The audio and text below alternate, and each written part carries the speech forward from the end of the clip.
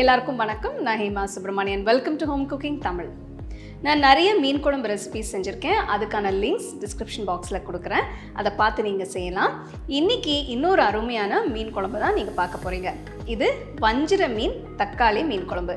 இதோட கலரும் டேஸ்ட்டும் ரொம்ப பிரமாதமாக இருக்கும். ஸோ வாங்க இந்த மீன் குழம்பு எப்படி செய்யறதுன்னு பார்க்கலாம். இந்த ரெசிபிக்கு முதல்ல தக்காளியை வேக வைக்கணும். அகல சாஸ்பேனில் தண்ணி ஊற்றி கொதிக்க ஆரம்பித்ததும் இதில் தக்காளி போடுங்க. நான் 7 பெரிய சைஸ் தக்காளி எடுத்திருக்கேன். நீங்கள் எவ்வளோ குழம்பு செய்கிறீங்களோ அதுக்கு ஏற்ற அளவு தக்காளி எடுத்துக்கோங்க. தக்காளி தண்ணியில் 5 நிமிஷத்துக்கு கொதிக்கணும். இப்போ பாருங்க, தக்காளி தோல் பிரிஞ்சு வருது. இதை தண்ணியில் இருந்து எடுத்துட்டு ஆற விடுங்க. தக்காளி ஆறுனதும் தோலை எடுத்து மிக்சர் ஜாரில் போட்டு விழுதா அரைங்க.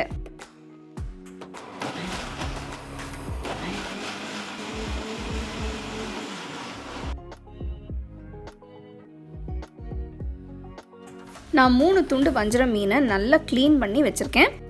இதோட 2 பக்கமும் கொஞ்சம் மஞ்சள் தூள் உப்பு போட்டு நல்லா பெரட்டி கிட்டத்தட்ட 10 நிமிஷத்துக்கு வைங்க.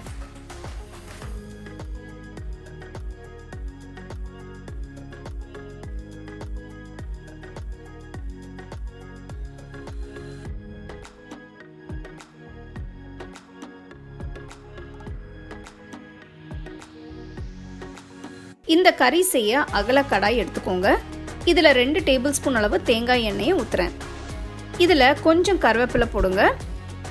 4 பல்லு பூண்டை 1-2 தட்டி போடுங்க. அப்போ தான் பூண்டோட ஃப்ளேவர் எண்ணெயில் இறங்கும்.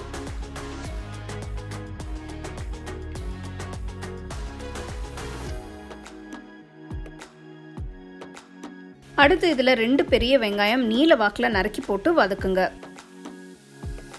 வெங்காயம் நல்லா வதங்கிடுச்சு. இதில் 2 டீஸ்பூன் சீரகத்தூள்,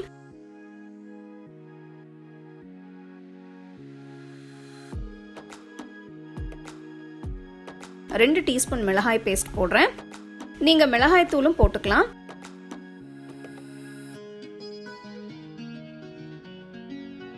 அடுத்து அரைச்ச தக்காளி விழுதை ஊற்றி மிக்ஸ் பண்ணுங்க.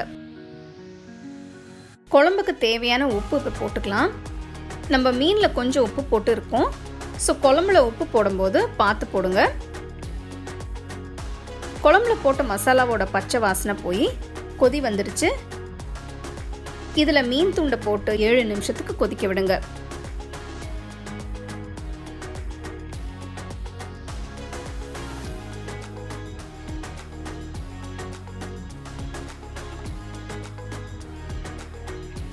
இப்போ மீனை உடஞ்சிடாம மறுபக்கம் திருப்பி போட்டு இன்னொரு 7 நிமிஷத்துக்கு கொதிக்க விடுங்க.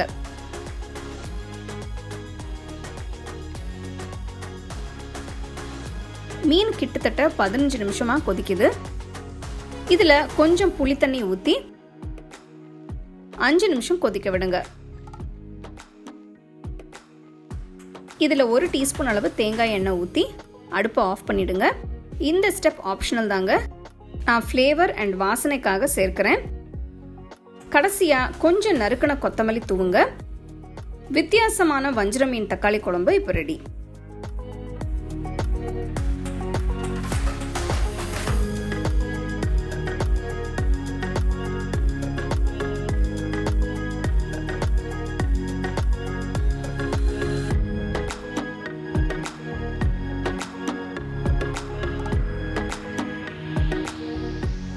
அருமையான வஞ்சிர மீன் தக்காளி குழம்பு எப்படி செய்யறதுன்னு பார்த்தீங்க. ஸோ இந்த குழம்பு நீங்கள் வஞ்சிர மீன் வச்சு தான் செய்யணும்னு அவசியம் இல்லை. அன்றைக்கி உங்களுக்கு எந்த மீன் ஃப்ரெஷ்ஷாக கிடைக்குதோ அதை வச்சு நீங்கள் செய்யலாம். ரொம்ப அருமையாக இருக்கும். ரைஸ் வச்சு சூடாக சாப்பிட்டீங்கன்னா பிரமாதமாக இருக்கும். கண்டிப்பாக இந்த ரெசிபியை நீங்கள் ட்ரை பண்ணி ரசித்து சாப்பிடுங்க.